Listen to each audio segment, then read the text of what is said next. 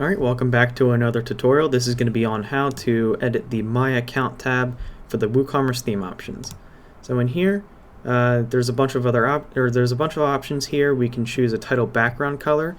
So currently, if we change that, it's going to change the background color of this title section.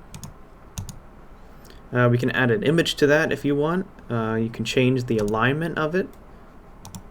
You can change the color of it, so if you add a darker background, this is where you would change the text color. So right now it's set to white, this would be black. And then you can enter some options in here. Oops.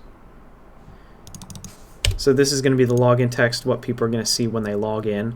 You can choose how the login style will be. So right now it's a light box, so it's going to pop up. Or if you choose it to link, it's just going to go right to a login page.